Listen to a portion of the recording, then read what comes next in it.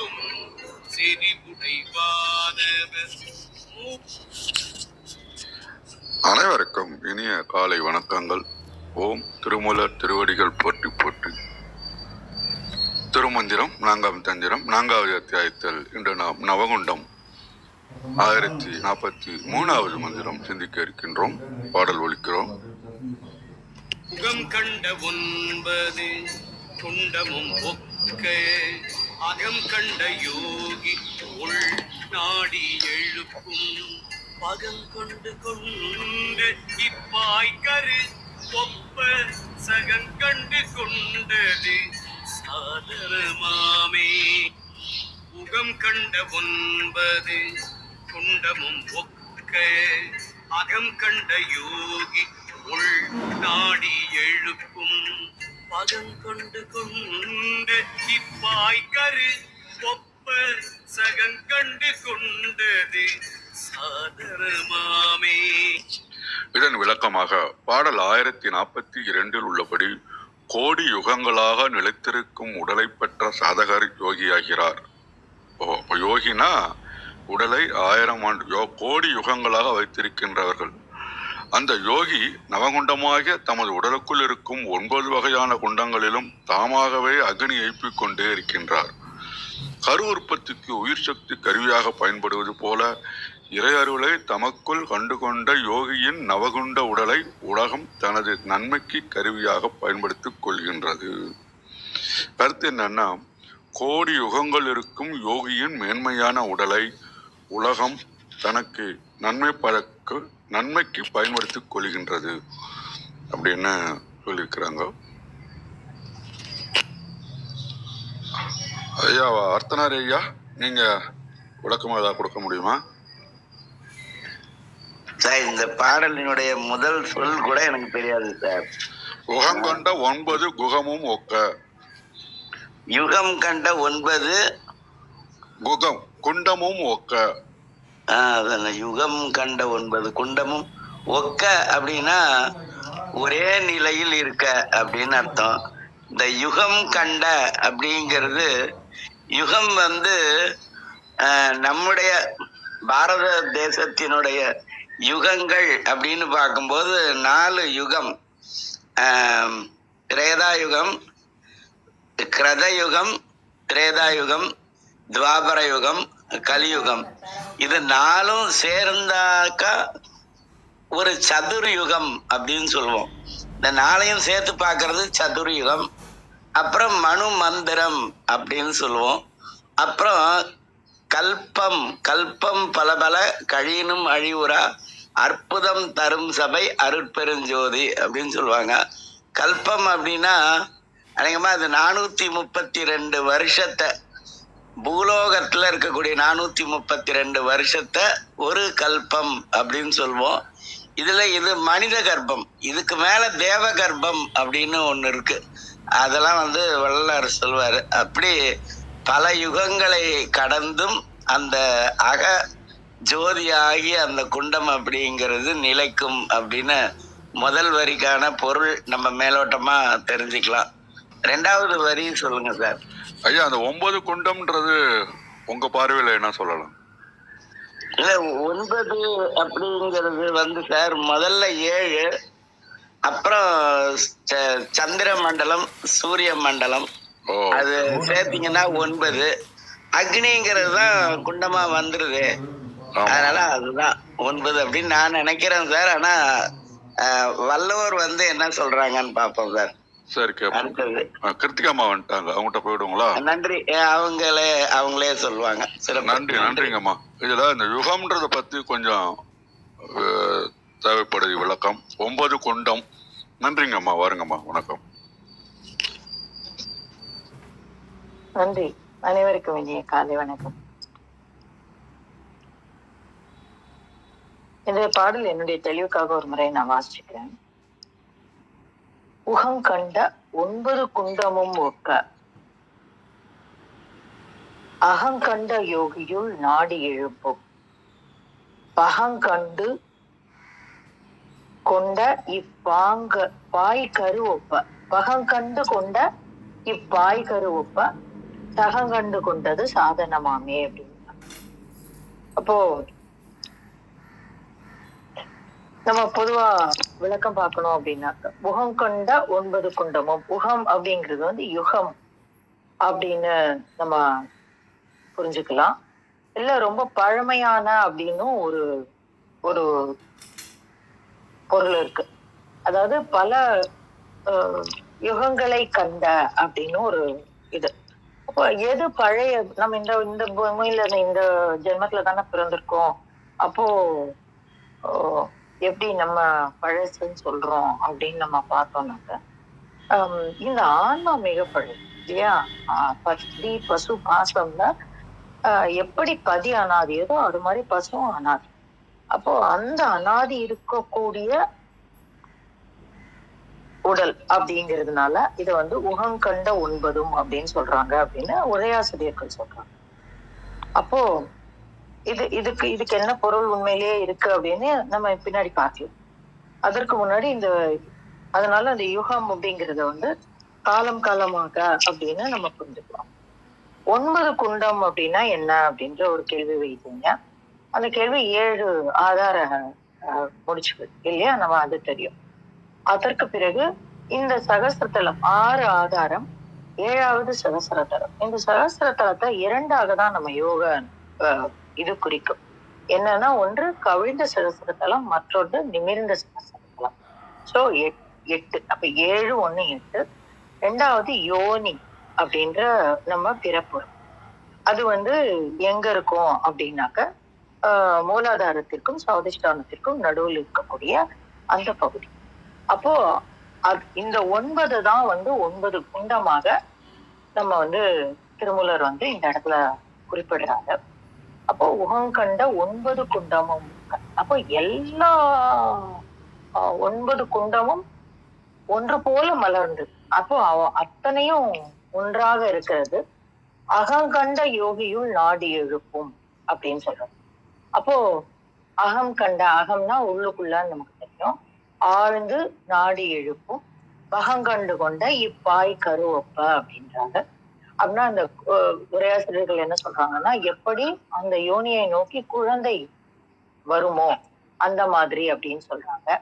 அப்போ அந்த மாதிரி ஜகங்கண்டு கொண்டது சாதனமாமே, தன்னுள்ளே அந்த குழந்தை எப்படி வளர்ந்து ஒரு ஒரு கருப்பையினுள்ளே அந்த குழந்தை எங்கன்னா முழுமையாக வளருமோ இல்லையா? அந்த உடம்பு ஒரு சின்ன விந்து போய் என்ன மாதிரியான விஷயங்கள்லாம் வாங்கி கண்ணு காது மூக்கு அப்படின்னு காலம் காலமாக கடந்து வளர்ந்து அது முழு குழந்தையாக வெளிவருகிறது.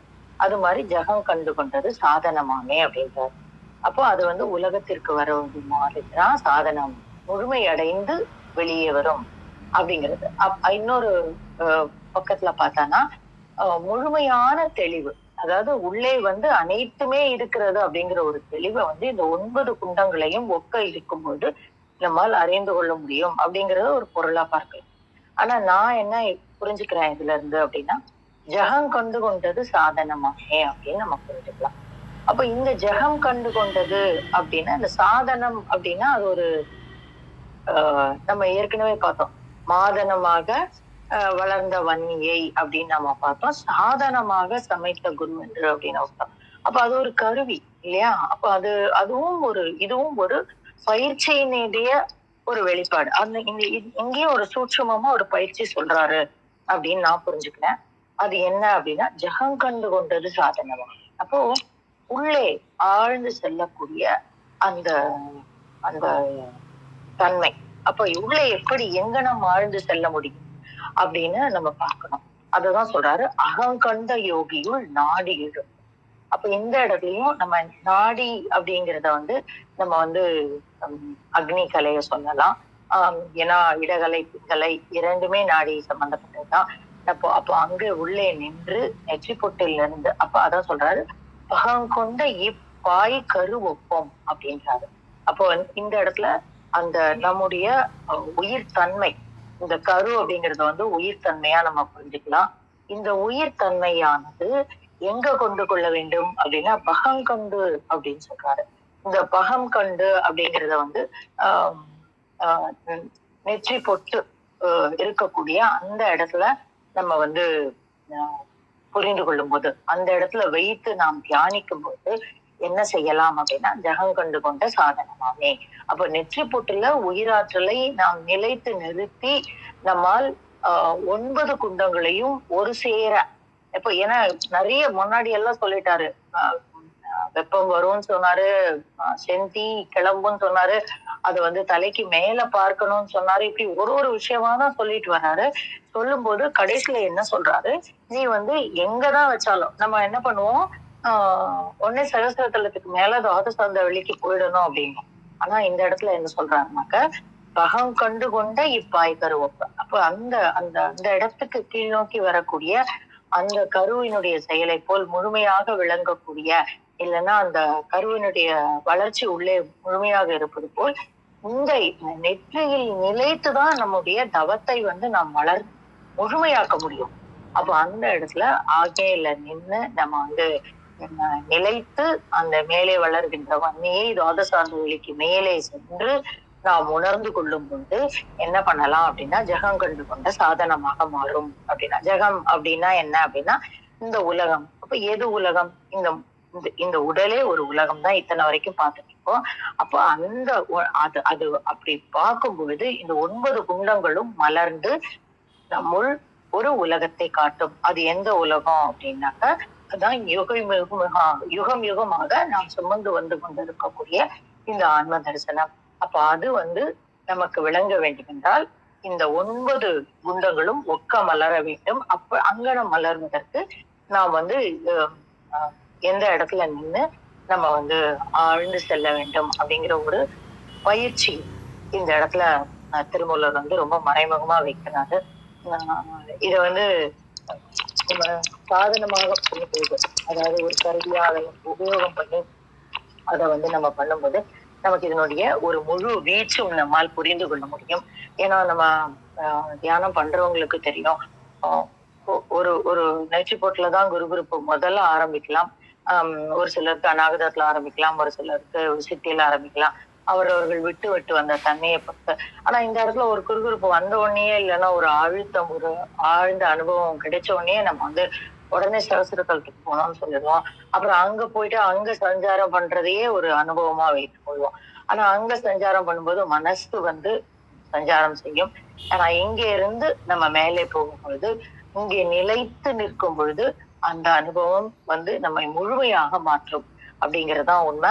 அத வந்து ரொம்ப அழகா இந்த இடத்துல நமக்கு திருமூலருக்கு நான் சொல்லி தராரு.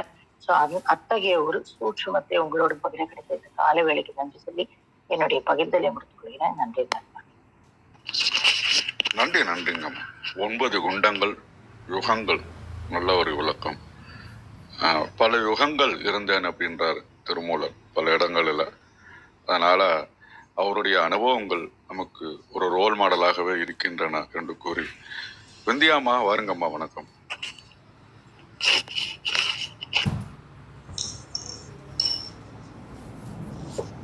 அனைவருக்கும் வணக்கம்.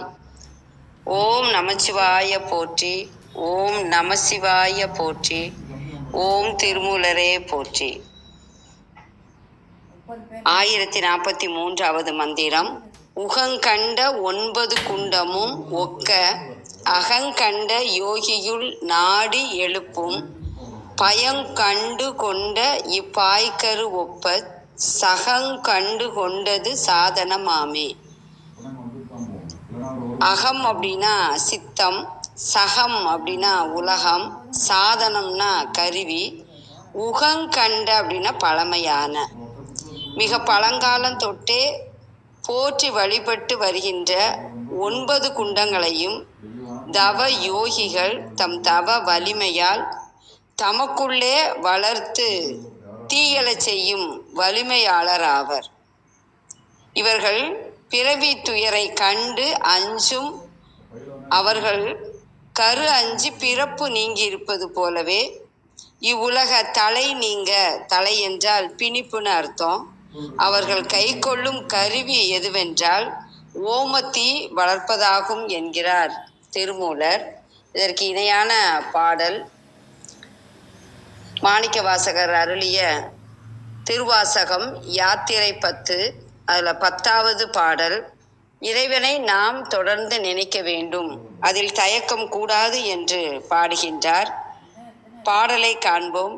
புரள்வார் தொழுவார் புகழ்வாராய் இன்றே வந்து ஆளாகாதீர், மருள்வீர் பின்னை மதிப்பாரார், மதியுட் கலங்கி மயங்குவீர், தெருவீராகில் இது செய்மின், சிவலோகக்கோன் திருப்புயங்கன் அருளார் பெறுவார் அகலிடத்தே, அந்தோ அந்தோ அந்தோவே என்கிறார்.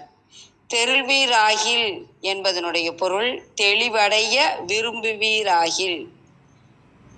பாடலுடைய பொருள், பக்தி மீதுற்ற நிலையில் புரள்வதையும் தொழுவதையும் புகழ்வதையும் செய்ய என்ன தயக்கம்? இவற்றை கையாள தயங்கினால் மயக்கத்தில் மூழ்கி விடுவீர்கள். அறிவு மயங்கியவர்களை யார் மதிப்பார்கள்?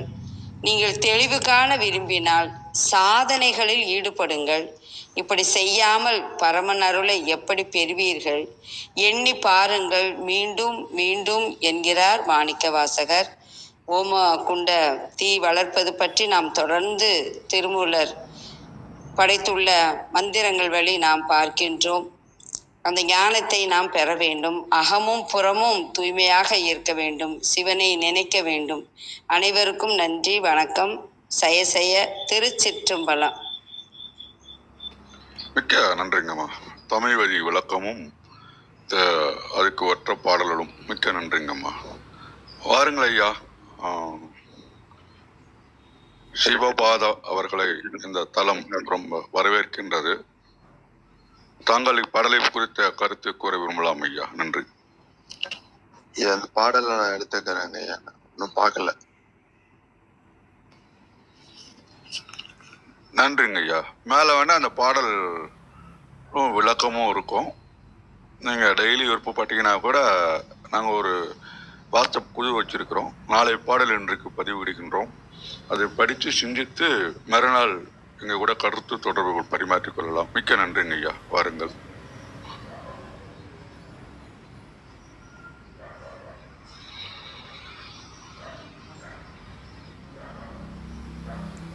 அர்த்தனர் ஐயா வணக்கம். வாருங்கள் ஐயா. வணக்கம். சிவபாதம், அந்த பாட்டை எடுத்துக்கிறீங்களா? பாட்டு எடுத்துட்டீங்களா? சரி சார், அவர் சொல்லட்டுமே சார். நன்றிங்க ஐயா.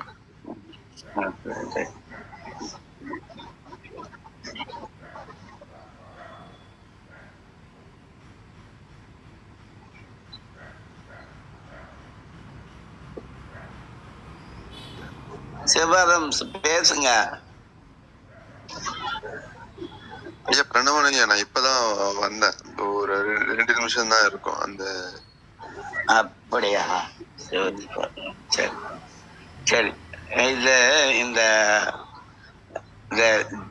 இந்த ஜகம் கண்டு கொள்வது அப்படிங்கிறதுக்கு முன்னாடி அகம் அப்படிங்கிறது ரொம்ப முக்கியம். ரொம்ப நம்ம புரிஞ்சுக்க வேண்டிய ஒரு விஷயம் என்னன்னா, வள்ளலார் சொல்வாரு, உகந்த 4 ஓங்கிய அமுதே அப்படின்னுவாரு.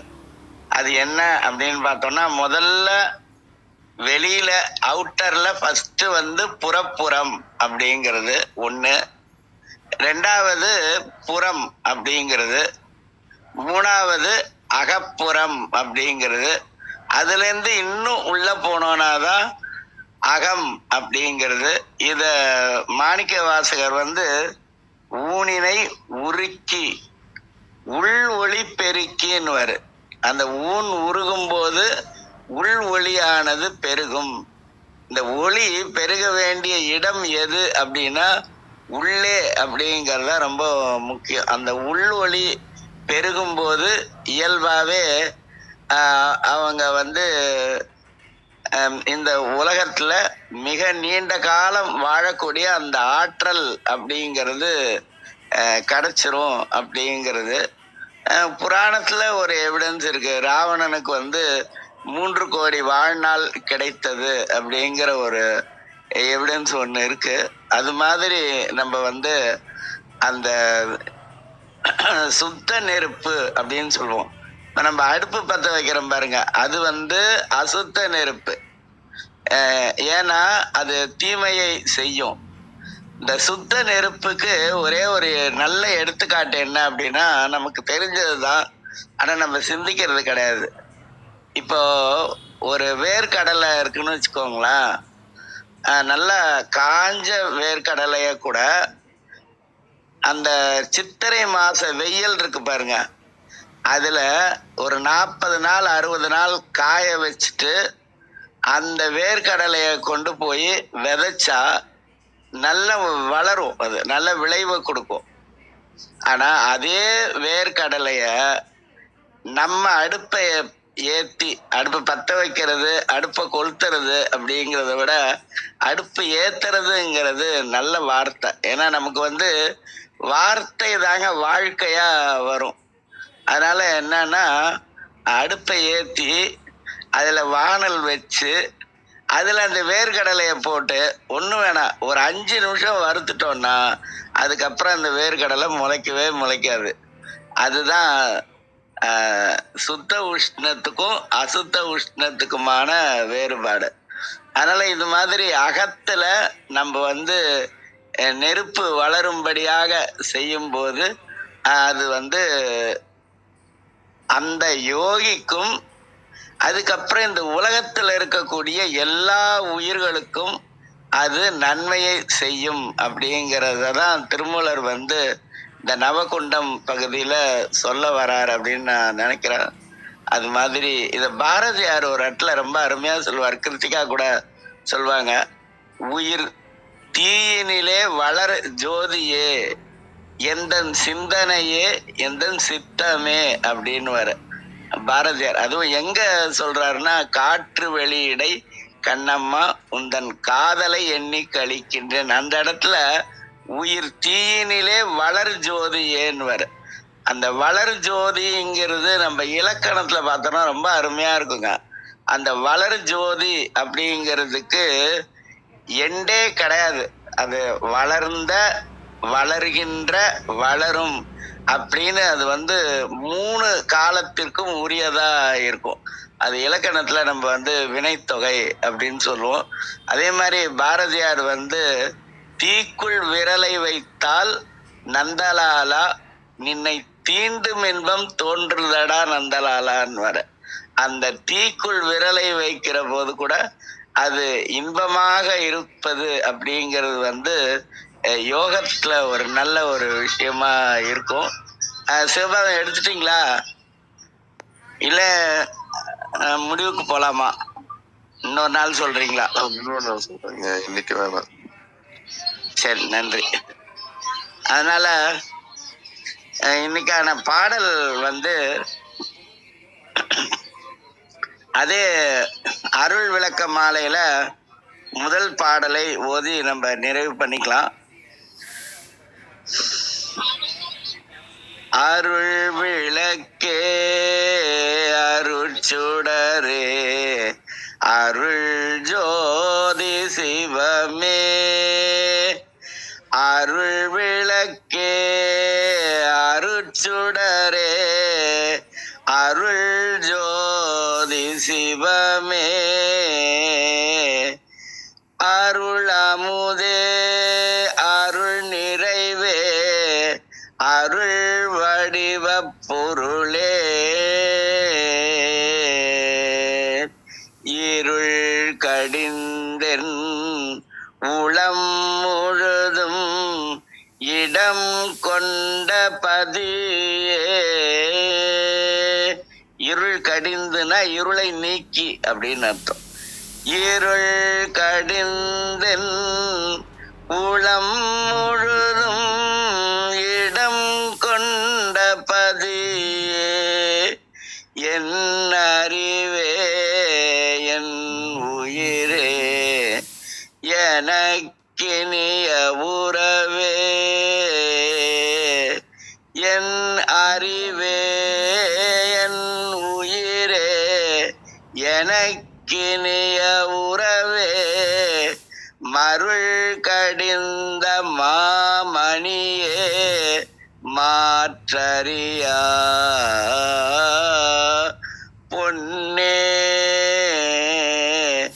மருள் கடிந்த மாமணியே மாற்றறியா பொன்னே மன்றில் நடம் இடுகின்ற மணவாளா எனக்கே தெருள் அளித்த திருவாளா ஞான உருவாளா தெய்வ நடத்தரசே ஞான உருவாளா தெய்வ நடத்தரசே நான் செய்மொழி ஏற்றருளே. சிவா திருச்சிற்றம்பலம். நன்றி. நன்றி நன்றிங்கய்யா. மகாகவி பாரதியார் சொல்வார், தோன்றி மறைவது வாழ்க்கை, இதில் துன்பமோடு இன்பம் வெறுமை, தனிமை கழிப்போடு பரமசிவ முக்தி அப்படின்னு ஒரு பாடல்ல சொல்வார். அப்ப வாழ்க்கை என்பது இன்பம் துன்பம் என்கின்ற இரண்டோடு நிற்காமல் வெறுமை தட்டும் போதெல்லாம் நம்மளை தூக்கி பிடிப்பது இந்த ஆன்மீகம்தான் என்பது நாம் இங்கே புரிந்து கொள்ளலாம் என்று உணர முற்படுகின்றேன். மிக்க நன்றி. மீண்டும் நாளை காலை சந்திப்போம். தலைமுறை வருகின்றது 5, 4, 3, 2, 1.